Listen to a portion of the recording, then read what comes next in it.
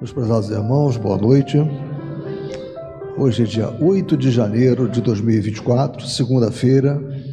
Estamos iniciando os trabalhos na Casa Espírita de Abel Sebastião de Almeida. Como sempre fazemos, rogando a Deus, nosso Pai de infinito amor e misericórdia, a Jesus, nosso querido e amoroso Mestre, amigo incondicional de todas as horas, sublime peregrino do amor, que nos apoie, nos sustente, que os nossos trabalhos consigam alcançar os objetivos planejados pela espiritualidade principalmente. E temos certeza que sim, que a nossa ambiência, que a nossa psicosfera esteja preparada para tudo que está por ocorrer. Meus irmãos, antes de nós fazermos a leitura da página preparatória para as nossas atividades, isso é importantíssimo em nível de harmonização, gostaria de desejar a todos, um 2024 pleno de amor, saúde, realizações no bem e muito trabalho na nossa casa. Pedir à nossa irmã Marisa a gentileza de fazer a leitura dessa página, Rota Espírita.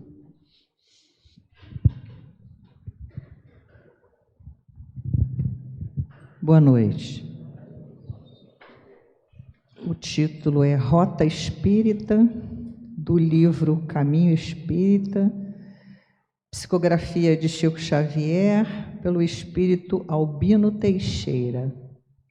Erguer-se de manhã e benzer a vida, espalhar ao redor a presença do bem, escutar calmamente as notícias da hora, dar a palavra amiga, ajudar conversando, dispor o coração a servir sem perguntas, fazer mais que o dever na tarefa em que esteja, suportar sem revolta as provações em curso, apagar a discórdia e liquidar problemas, estudar e entender, discernir e elevar, render culto à verdade entre bênçãos de amor, ver o direito alheio e respeitá-lo em tudo, ser fiel ao trabalho e esquecer as ofensas, amar fraternalmente a todas as criaturas,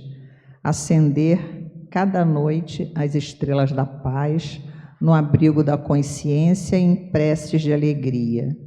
Eis a rota ideal na jornada constante do espírita cristão, à luz de cada dia. É um bom estudo para nós. Agora, meus irmãos, nós vamos prestar a máxima atenção ao nosso querido irmão Gilberto Mesquita, que vai dar continuidade aos estudos que sempre fazemos do Evangelho segundo o Espiritismo, toda segunda-feira. Que ele seja muito inspirado na noite de hoje. Boa noite. Eu tirei aqui já. Obrigado.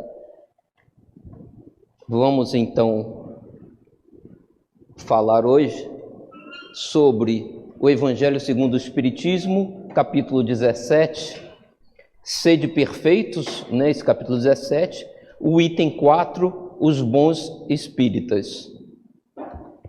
E só para termos uma ideia de como é o capítulo 17, os bons espíritas é o terceiro item, já foram vistos em dezembro agora, o item Caracteres da Perfeição, o homem de bem.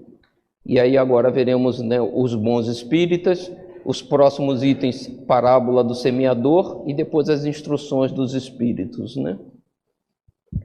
E aí já iniciando o estudo com essa visão de Kardec, sobre os bons espíritas, ele começa dizendo: bem compreendido, mas sobretudo bem sentido, o espiritismo leva aos resultados acima expostos. O resultado acima expostos foi exatamente aqueles itens que foram descritos nos Caracteres da Perfeição e o homem de bem. Então, Kardec prepara quais são os caracteres para nos aperfeiçoarmos, o que o homem de bem em si deve fazer, E aí ele conclui, então, o que seria um bom espírita, né? E só para termos, não vamos rever, porque isso foi item tratado nas palestras anteriores, mas um dos caracteres da perfeição, no item 1 desse capítulo, ele traz uma passagem de Jesus que diz, né? Amai os vossos inimigos, fazei o bem aos que vos odeiam e orai pelos que vos perseguem e caluniam. Porque, se somente amardes os que vos amam, que recompensa tereis disso? Não fazem assim também os publicanos? Se unicamente saudardes os vossos irmãos, que fazeis com isso mais do que outros? Não fazem o mesmo os pagãos?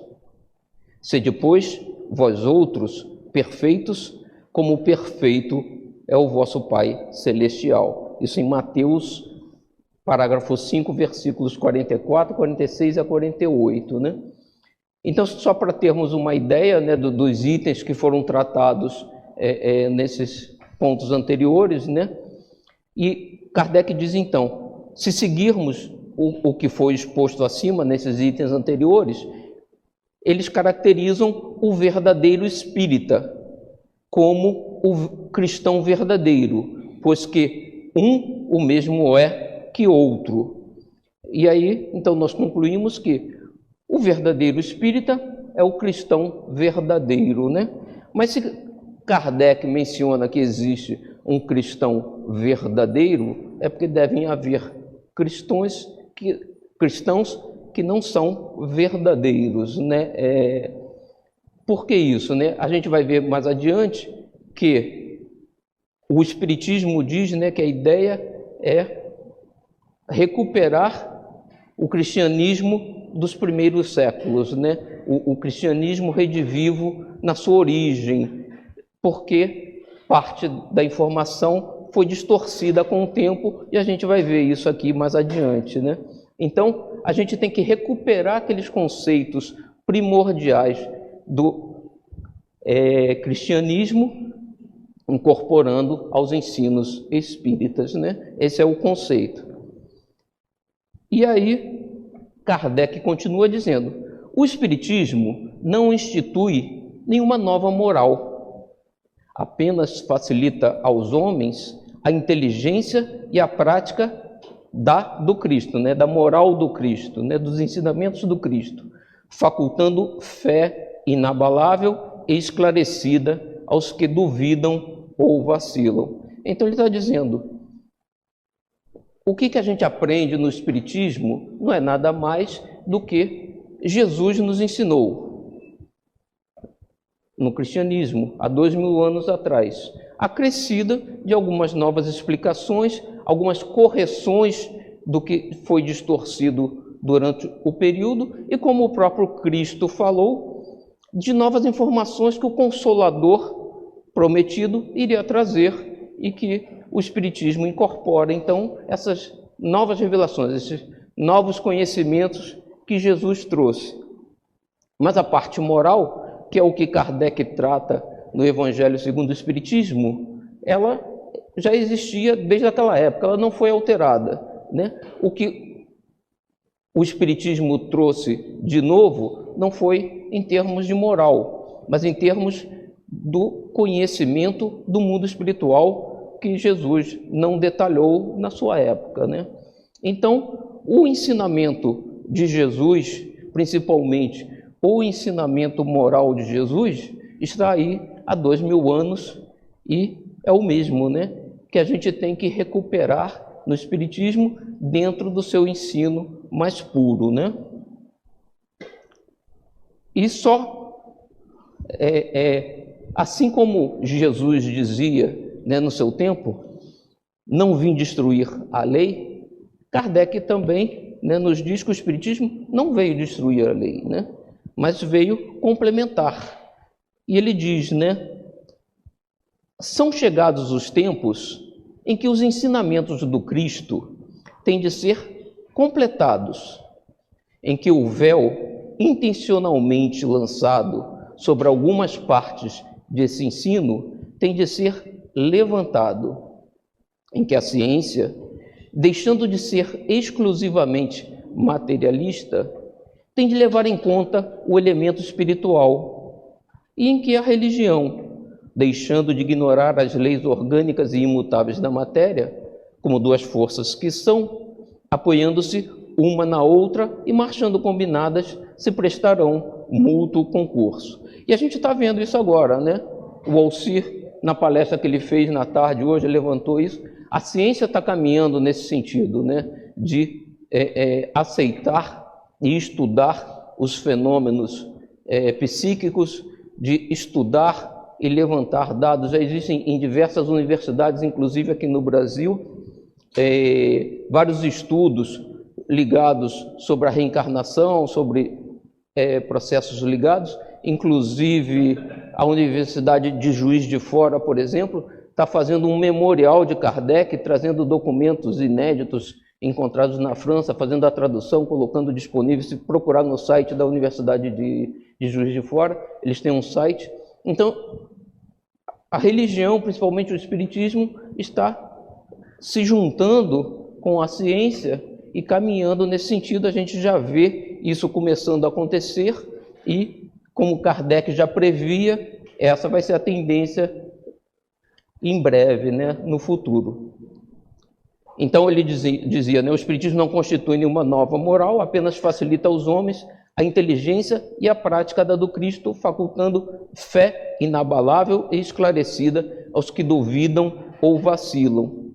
E isso era um ponto que os primeiros cristãos tinham, né? Eles tinham fé inabalável, né? A ponto de, quando presos pelos romanos e levados aos circos, não temerem, né? Eles tinham plena confiança na vida depois da morte e que a vida no corpo é só uma passagem, né? E eles se entregavam ao sacrifício em nome de Jesus muito tranquilamente, né? E a gente hoje em dia, os cristãos de hoje, se analisarmos, né, já não tem essa mesma confiança, né? Isso foi se perdendo com o tempo através de diversos ensinamentos, diversos conceitos que foram criados e inseridos dentro da doutrina. E o verdadeiro cristão, então, que Kardec diz, já não existe como existia no início dos tempos, né? E aí fica aqui também, se nós, como espíritas, temos que ser, antes de mais nada, verdadeiros cristãos, temos que começar o nosso estudo pelo ensino de Jesus, né? Pela Bíblia. Porque aqui está a moral e os ensinamentos que Jesus nos trouxe, né? A gente olha um livro grande, né? Assim, é muita coisa para ler, né? Mas o Novo Testamento é a parte menor, né? A primeira parte, que é o Velho Testamento, a gente pode aproveitar a parte da Gênese bíblica, a parte dos profetas, né? Isaías, Jó, outros profetas, tem informações bastante interessantes. É bom ter essa Bíblia, por exemplo, ela é toda referenciada. Então, certas passagens do Novo Testamento, no cantinho ele faz referência a outras partes, ou do próprio Novo Testamento, ou do Antigo Testamento, e a gente tem como voltar e consultar, né? Então, esse é um livro que muito espírita acha que não precisa ler, mas nós, como espíritas, que somos, antes de mais nada, cristãos, sim, precisamos ler, né? E ter sempre na nossa cabeceira, né? É processo de estudo importante dentro da nossa preparação, né? E aí Kardec dizia, né, que o espiritismo levanta o véu que encobre a verdade, e por isso que o cristão atual não é o cristão verdadeiro, porque o ensino está coberto por outras informações, né? E quais seriam essas informações que estão escondidas, né? O primeiro véu que a gente vai tirar é o véu que o próprio Cristo lançou, falando primeiro por parábolas, né? Ele mesmo dizia que falava por parábolas porque nem todos o entenderiam, e esse era o objetivo inicial. Mas hoje a ideia é que todos possamos entender o seu ensinamento, né? E o Espiritismo nos auxilia nesse sentido de corretamente interpretar as parábolas de Jesus. O segundo véu é o véu lançado pelos homens que deturparam a sua palavra por interesses de dominação, de poder, de controle das massas, de ajuste do conhecimento aos interesses pessoais, né?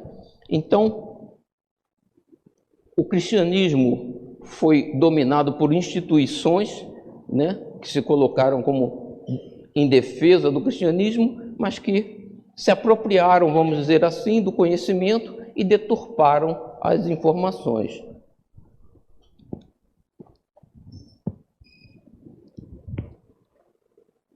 Uma delas eu trago aqui, né?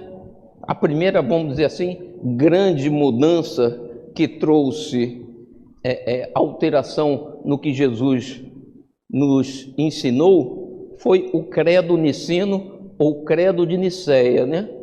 Que foi uma reunião que Constantino fez. Constantino era o imperador de Roma, né, que fundou depois Constantinopla, hoje Istambul, e aceitou o catolicismo como religião aceita pelo Estado romano, mas inseriu uma série de conceitos e inseriu o credo, que é recitado hoje em dia nas missas todos os domingos.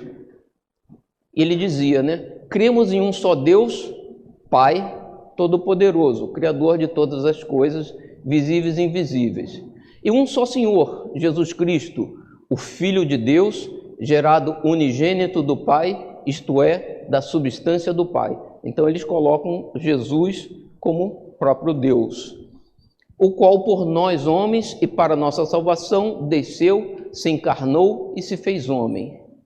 Padeceu e ressuscitou ao terceiro dia e subiu aos céus. Ele virá para julgar aos vivos e os mortos. E creio no Espírito Santo, né? Isso é o credo católico, né? E diz também que devemos crer na Igreja Católica, Apostólica, Romana, como foi criada naquela época, né? A partir daí, criou-se os conceitos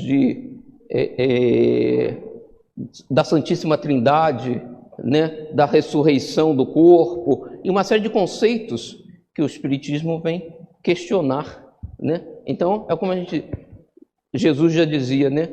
O Espiritismo não veio destruir a lei, mas veio recuperar as informações como elas eram no seu início, né? Então, esses conceitos funcionam como um véu que esconde a verdade, né? Então, a gente tem o conceito também da vida única, ou seja, vivemos apenas uma encarnação, fomos criados, segundo a Igreja, no momento da nossa concepção, como do nosso corpo, né? Jesus como Deus, dentro de uma trindade, o céu e o inferno como destinos únicos e finais, a impossibilidade de progresso posterior, ou seja, depois da morte não se progride mais, né? Se errou, vai padecer no inferno eternamente, a impossibilidade de comunicação com os desencarnados, né?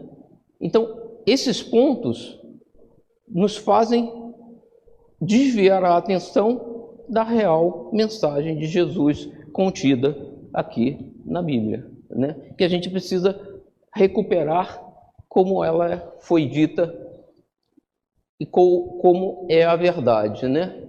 Então a gente, aqui mesmo, a gente precisa trocar, e é o que o Espiritismo busca fazer, o conceito de vida única pelo conceito de múltiplas vidas, de reencarnação, né? A gente não se aperfeiçoa em apenas uma vida, né? A gente erra em algumas vidas e não vai sofrer eternamente. A gente vai voltar para corrigir os erros que a gente cometeu, né? Isso é importantíssimo, porque isso muda totalmente a visão de vida que a gente tem, né? Inclusive de vida futura, né? A criação no momento da concepção né? E aí uns nascem perfeitos, outros nascem deformados, uns nascem em lugares melhores, outros nascem em lugares piores. Onde a justiça de Deus, né? Não é assim. Fomos criados simples e ignorantes antes do nascimento, e todos nós já tivemos, para chegar até aqui hoje, diversas oportunidades, e cada um aproveitou melhor ou não tão bem as suas oportunidades. Estamos hoje em dia em situações diferentes, cada um de nós, e renascemos de acordo com essa nossa situação atual, né? E depende só de nós mesmos de mudarmos essa situação para um futuro melhor. Céu e inferno como destinos únicos e finais, a gente vai trocar pelo conceito de outras vidas e outros mundos, né? Outros mundos, como a gente sabe, não só planetas terrenos, mas o planeta Terra não é formado apenas das cidades, né, e do mundo material. Existem as cidades espirituais, né? Existe uma população de espíritos que nos rodeia, né? Então, é uma visão muito mais ampla do mundo, né, e das possibilidades de vidas, né?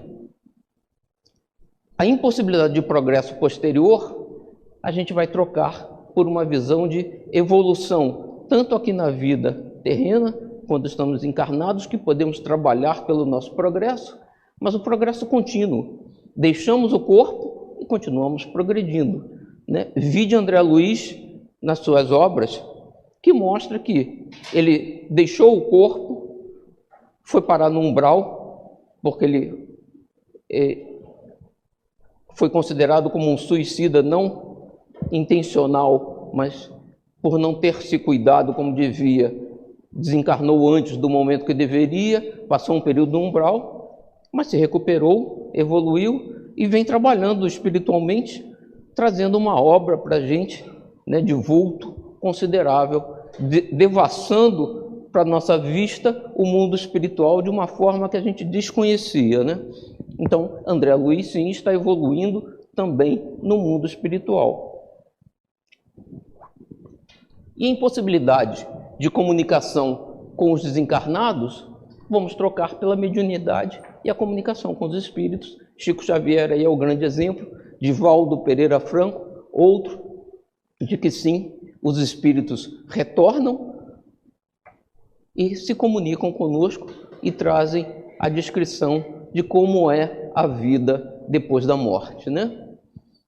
Então, esses pontos, né, que foram trazidos ao longo dos tempos, distorcidos, e algumas informações que faltavam, o Espiritismo então nos traz, e com esses dados, se lermos de novo a Bíblia e lermos de novo as obras da codificação de Kardec, considerando todos esses pontos, com essa nova visão, né, nós teremos uma visão mais clara. Porque Kardec exatamente colocava que ele dizia o seguinte: bem compreendido e bem sentido, o Espiritismo vai transformar, né? O que ele quis dizer com isso? Bem compreendido é ler e compreendemos. E bem sentido é nos colocarmos naquela posição, nos imaginarmos realmente como eu não sou esse corpo que vocês veem, né? Eu sou o espírito que anima esse corpo. Esse corpo, sim, tem uma duração de uma vida, de alguns anos, 50, 60, 70, 80 anos. Ele vai morrer, o corpo, mas eu vou seguir vivo. Vou deixar o corpo e vou continuar, inclusive, convivendo com aqueles que a gente convive hoje em dia, trabalhando, como a gente tem visto aqui no centro. Eu frequento o centro desde muito tempo. O doutor Valente era vivo quando eu comecei a frequentar aqui. Na verdade, ele foi meu médico, eu me tratava com o doutor Valente, e eu já conversei com o doutor Valente. Depois disso, depois que ele desencarnou, e eu continuo trabalhando, e ele continua trabalhando aqui, e continua nos atendendo e convivendo conosco. A vida continua normalmente, né? Então a gente tem que ter isso muito claro, e a gente tem que vivenciar isso, né? A gente tem que sentir isso, tem que se colocar nessa posição, né? O que acontece se eu não for esse corpo? Se eu sou, na verdade, o espírito que anima esse corpo e que vou sobreviver à morte desse corpo. O que vai acontecer comigo? Para onde eu vou? Né? Como será? E quando eu começo a vivenciar isso e sentir isso, eu começo a compreender muito melhor o que o Kardec está nos dizendo, né? Então a gente precisa entender, e uma vez que entendemos, precisamos sentir, vivenciar. E uma vez que eu vivencio e compreendo, eu tenho que começar a praticar, né? Então, a gente conclui que as outras religiões tentam descrever Deus segundo a nossa imagem, corporificando-o em uma visão de Deus antropomórfica, né? Eles dizem, por exemplo, que Jesus é Deus e que Jesus subiu ao céu com aquele corpo material, né? Nesse contexto, Jesus seria um Deus com um corpo material, né? Kardec nos deixa muito claro, no Livro dos Espíritos, no capítulo 1 de Deus, item atributos da divindade, que Deus é necessariamente imaterial, ele não tem corpo, né? Deus é eterno, infinito, imutável, imaterial, único, onipotente, soberanamente justo e bom. Então a gente entende que Deus é realmente único, não é tripartite, né? Não é uma trindade, é pura energia, né? Sem um corpo material. Esse corpo que nós temos é para permitir o nosso desenvolvimento, mas nós vamos caminhar para ser seres espirituais como Deus o é, né? Ele é pensamento, é vontade, é amor. Então a gente precisa passar a enxergar as coisas sob esse plano. E quando a gente passa a enxergar as coisas sob esse plano, sob esse ponto de vista, a gente começa a entender e a gente começa a se preparar para viver essa situação, né? Então, o que a gente precisa para ser um bom espírita? Precisamos ser bons cristãos, cristãos verdadeiros. Precisamos conhecer a palavra de Jesus, antes de mais nada. Precisamos conhecer as informações novas que o Espiritismo nos traz, né? Precisamos conhecer a obra de Kardec. E precisamos partir para a prática, né? Eu botei aqui um exemplo de prática, né? O passe, que é importante a gente receber o passe, a gente beber a água fluidificada, né? A gente sorver os ensinamentos que aqui são dados, mas a gente tem que, depois desse ponto, passar para a prática. Nós praticarmos, né? Você, Gilberto, mas eu não consigo dar passe, eu ainda não estou preparado. Ok. A casa tem diversas atividades de auxílio ao próximo, né? Atividades de Bolsa Família, de alimentos, existem de preparação de roupas, ronda do pão para levar comida aos necessitados da rua. Existem diversas atividades. Se a gente não está preparado ainda para dar um passe, para fazer uma palestra, podemos ajudar fisicamente, né? Podemos ajudar com o nosso trabalho, não precisa nem ser financeiramente. Precisamos partir para colocar em prática aquilo que aprendemos, né? Esse é o caminho para sermos bons espíritas, né? Vivenciarmos e praticarmos. E Kardec nos diz então, porque assim como temos hoje em dia espíritas cristãos que não são, vamos dizer assim, os verdadeiros cristãos, temos espíritas que não são bons espíritas, né? E Kardec nos diz, muitos, entretanto, dos que acreditam nos fatos das manifestações, não lhes apreendem as consequências nem o alcance moral, ou, se os apreendem, não os aplicam a si mesmos. A que atribuir isso?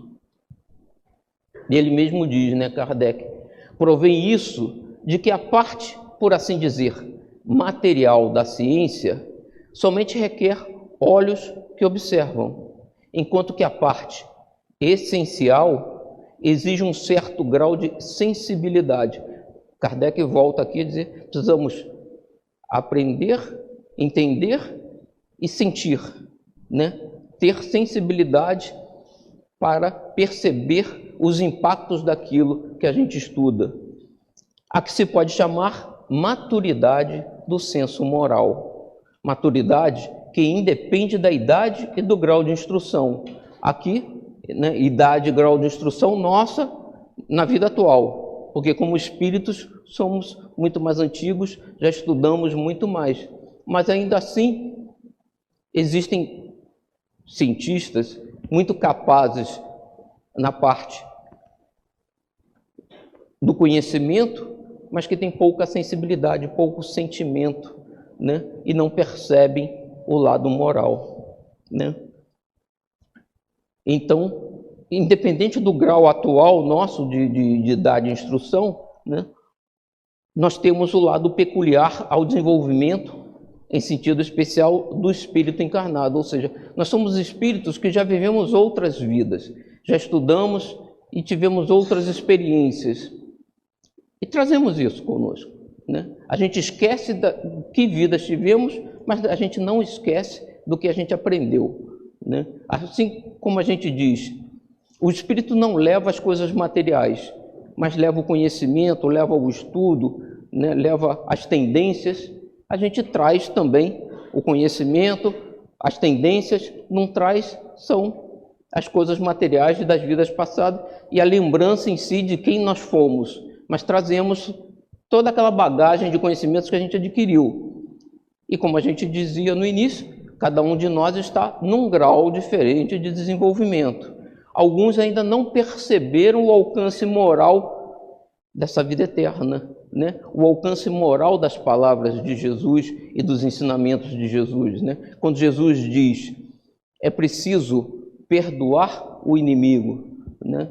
É difícil, a gente tem dificuldade, né?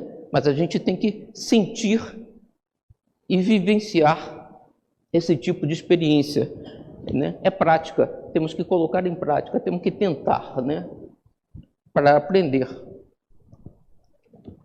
É como andar de bicicleta. A gente vai tentando, vai se esforçando, até que aquilo se torna natural. A gente consegue andar sem parar para pensar, né? A mesma coisa é o trabalho da nossa evolução, o trabalho no bem, né? A gente tem que se esforçar no início, praticar, tentar várias vezes, até que isso vai ser incorporado e a gente vai começar a fazer naturalmente.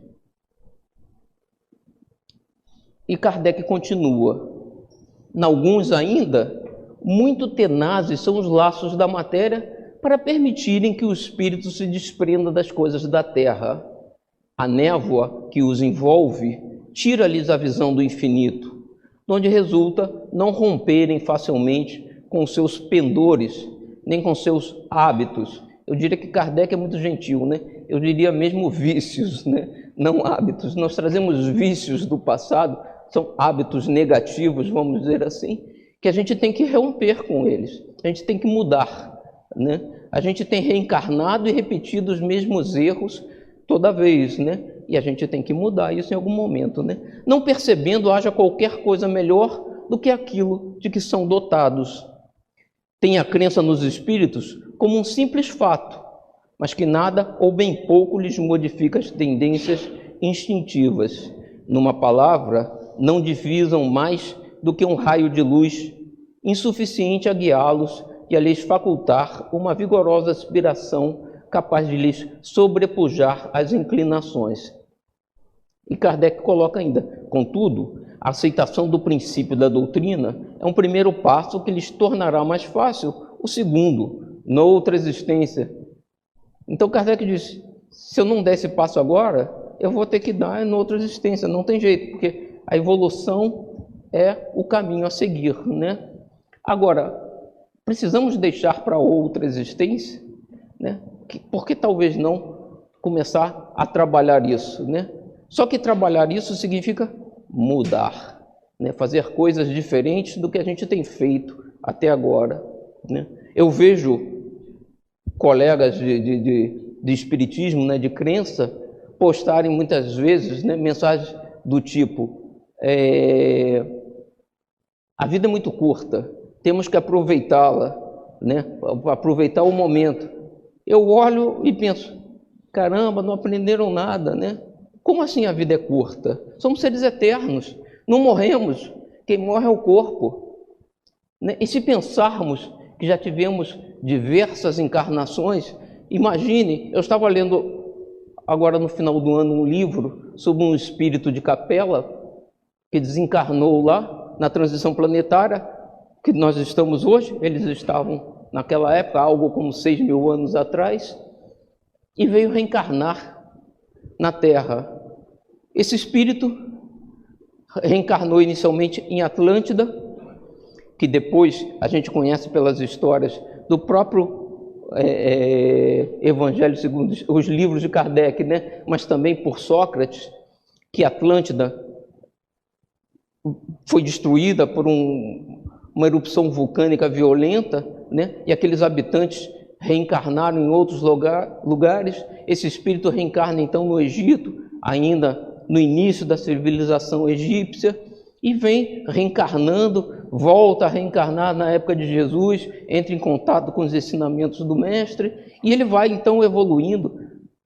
E ainda há pouco tempo atrás ele reencarnava ainda no planeta Terra.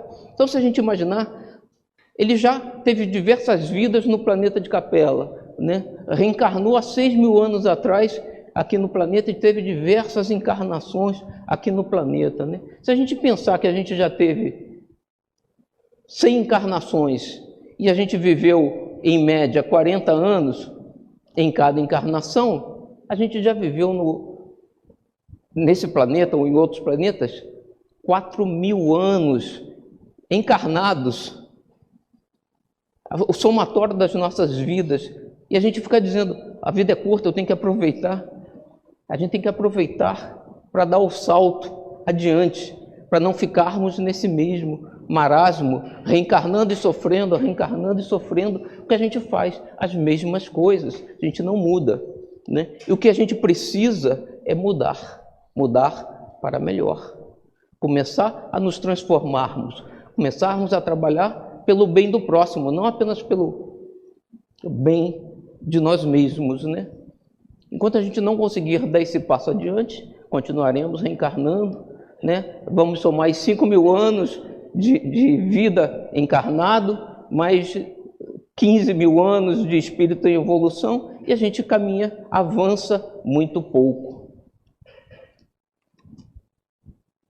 A gente pode dar um salto se quiser, né? E esse é o momento.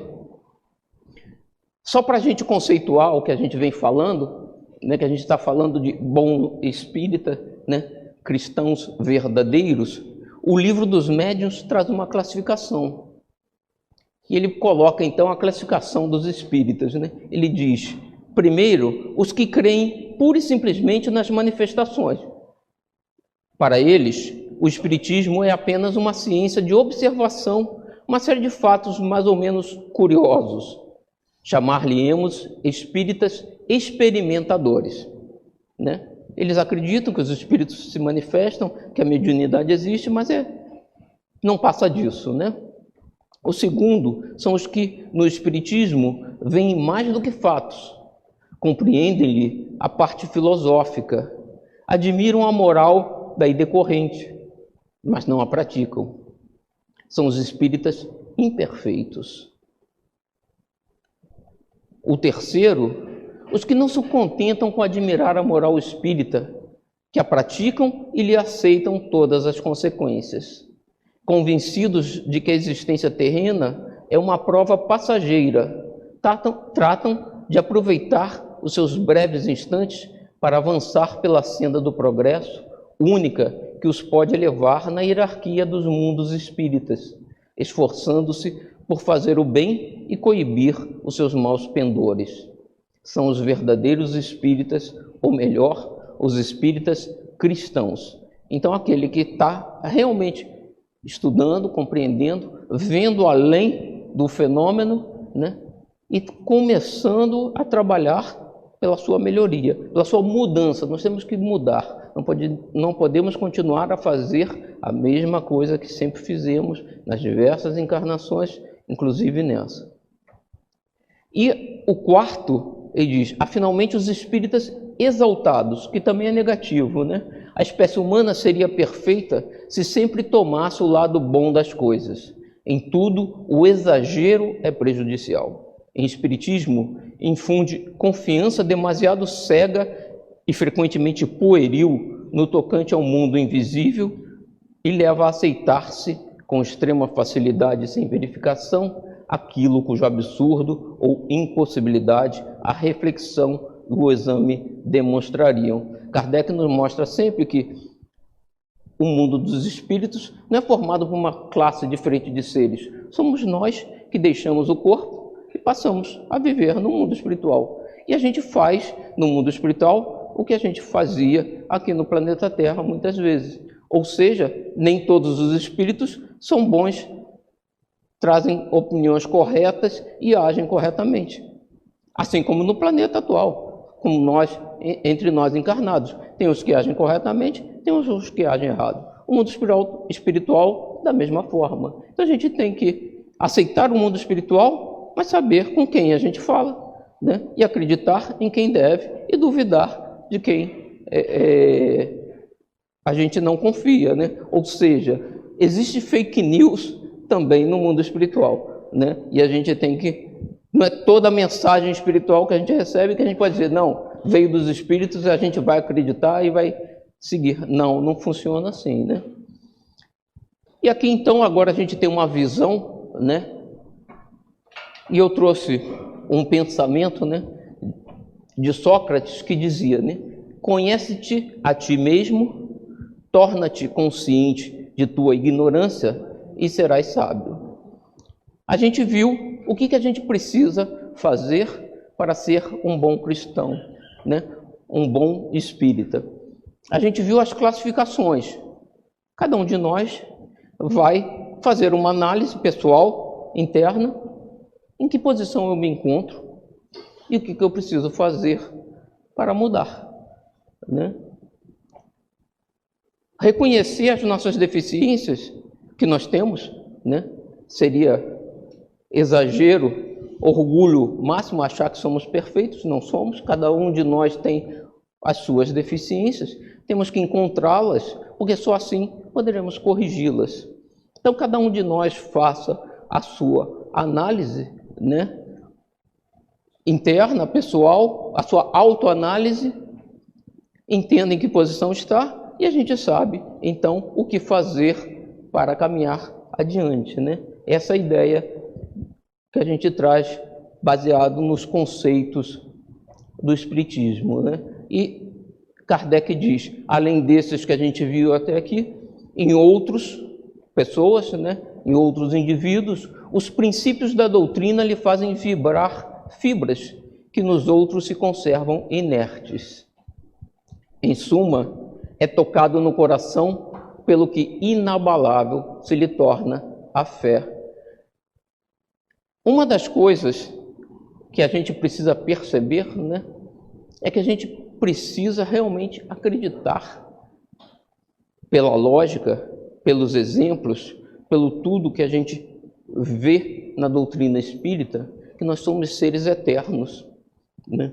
Que a gente não é esse corpo, a gente é o espírito que anima esse corpo e vamos sobreviver eternamente. E que essa vida é um espaço curto de tempo dentro dessa visão de vida eterna que nós temos, né? E que o passo é importante porque a verdadeira vida não é essa, né? A verdadeira vida é a vida de lá. Jesus reforçava isso o tempo todo, né? Se a gente crê em Jesus, a gente tem que crer nisso. Ele dizia, meu mundo não é deste mundo, né? Meu reino não é deste mundo, né? Meu reino é do mundo espiritual. Eu vim aqui para trazer essa mensagem, mas eu volto para o meu Pai, para a casa de meu Pai, eu volto para o meu reino e vou esperar vocês lá. E a gente tem que acreditar nisso, que o nosso reino é aquele lá, não é esse aqui. A gente vai ser feliz lá, não vai ser feliz aqui. Os prazeres que a gente tem aqui são efêmeros e passageiros e não vão agregar em nada na nossa felicidade lá. Então a gente precisa se desligar mais das necessidades e dos prazeres mundanos e começar a nos conectar com o mundo espiritual, que vai nos facilitar sermos felizes lá depois da morte. Vemos aqui como a gente vai para uma escola. A gente não vai para a escola para se divertir. A gente vai para a escola para estudar, para aprender. A gente se diverte em casa. A mesma coisa. O planeta Terra é a escola. A gente veio aqui para aprender, para estudar. A gente vai se divertir em casa. E a nossa casa é lá. Não é aqui, né? A gente tem que acreditar nisso piamente, porque é isso que vai permitir que a gente abra mão de prazeres materiais para buscar os prazeres espirituais, né? E para fechar, analisando aqui, né, Kardec ainda diz: reconhece-se o verdadeiro espírita pela sua transformação moral e pelos esforços que emprega para domar suas inclinações mais. Então vejam que a gente não está falando de perfeição, né? Ninguém aqui é perfeito, né? O bom espírita não é aquele perfeito. O bom espírita é que está trabalhando para se aperfeiçoar, né? Então ele emprega, pelos esforços que emprega para domar suas inclinações mais, que todas nós temos. Nós ainda não evoluímos o suficiente e temos inclinações mais, mas a gente tem que alterar essas inclinações, esses desejos, né? Começa pelo pensamento, controle do pensamento, e segue pelos atos, né? Então a gente tem que começar a trabalhar nesse sentido. Esse é o caminho, né, de nos tornarmos bons espíritas. A gente está começando o ano, né? E normalmente, ano novo, a gente começa a fazer planos para o ano, né? Vamos começar a programar para esse nosso novo ano novos pensamentos, novas ações, né? A gente começa o ano e começam os reality shows, né? Que são, vamos dizer assim, programas de informação altamente negativa, né? Vem as festas pagãs em breve e a gente quer cair na folia. Será que é isso que vai levar a gente para um bom caminho? Quem está disposto a começar o ano fazendo mudanças, né? Vamos passar esse tempo estudando mais a doutrina, a palavra de Jesus, né? Vamos nos afastando gradativamente dos prazeres mundanos e trabalhar mais na nossa melhoria interna, né? Muitas pessoas não querem, porque as pessoas não querem abandonar os prazeres. Mas, gente, nós já tivemos 4.000 anos encarnados de prazeres, chega, basta, vamos mudar, né? Vamos caminhar para melhor, né? Então, eu trouxe aqui, para a gente trabalhar o encerramento, uma mensagem de Emmanuel, mas na voz de Haroldo Dutra Dias. Vamos ouvi-la. 7 minutos com Emmanuel, episódio 71. Segunda carta de Pedro, capítulo 1, versículo 11. Comentário da revista Reformador, janeiro de 1970, página 2. E do livro Bênção de Paz, capítulo 55, intitulado Padrão Espírita. Antes, assim é que vos será outorgada generosa entrada no reino eterno de nosso Senhor Jesus Cristo.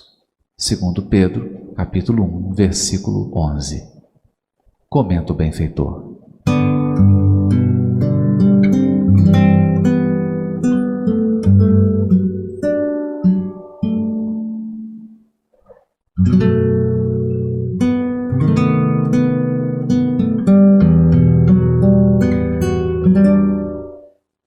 transformar o coração em fonte de amor, de tal modo que nenhum sentimento contrário lhe alcance os recessos, ainda quando violentamente arremessado pelos piores dardos vibratórios. Converter o cérebro em fulcro de pensamentos nobres, de tal maneira que nenhuma ideia menos feliz se lhe fixe nas criações, mesmo quando sob a mais constrangedora indução ao fascínio das trevas. Metamorfosear os olhos em mananciais de compreensão, com tal amplitude que, à frente de quaisquer cenários da vida, somente apreendam as imagens que favoreçam a construção do bem, com o ouvido de todo mal. Transfigurar os ouvidos em depósitos de bondade, com tal extensão que venham a filtrar exclusivamente, no auxílio aos outros, os conceitos, revelações, apontamentos e comentários capazes de promover a paz e a consolação, a esperança e a bênção no caminho dos semelhantes, com absoluto esquecimento de tudo aquilo que signifique incentivo à crueldade ou ao desânimo, à incompreensão ou à discórdia. Selecionar as palavras que ajudem, consagrar as mãos ao serviço, investir os valores do tempo em ação digna e aproveitar as oportunidades que se nos ofereçam na vida para melhorarmos, melhorando a estrada em que se nos jornadeia. Eis na essência o padrão espírita que um dia, através do trabalho e do estudo, do burilamento e da renovação, teremos todos nós de atingir.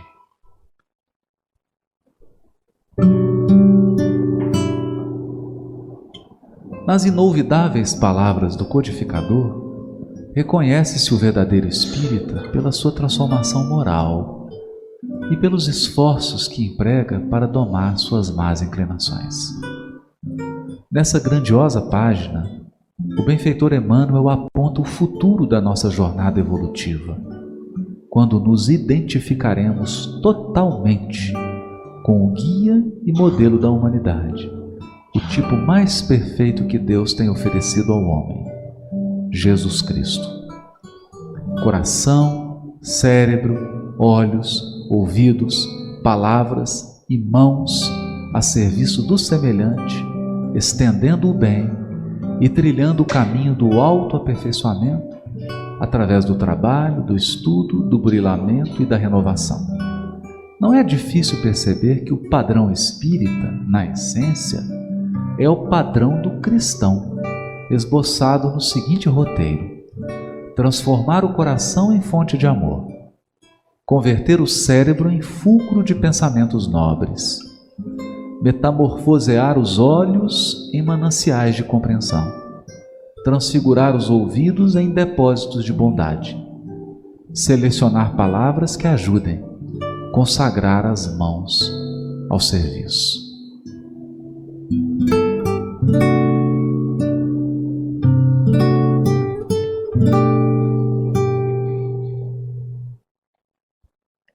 Bom, Emmanuel, confirma aquilo que a gente vinha falando, é estudar, entender, sentir, vivenciar e praticar, Esse é o caminho para os bons espíritas, Para finalizar, então, eu trouxe uma passagem só, não a mensagem toda, mas do livro A Coragem da Fé, de Bezerra de Menezes, na psicografia de Carlos Bacelli, Revelação. Ele diz, Bezerra: o maior desafio para o homem não se constitui na conquista dos cosmos ou no pleno conhecimento das leis que regem o mundo material.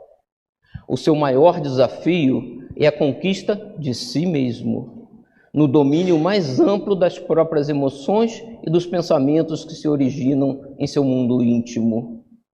A aplicação das virtudes cristãs no cotidiano, paciência, perdão e solidariedade, ontem quanto hoje, dentre outras, é constante apelo à autossuperação que a cada dia se renova. Paz a todos.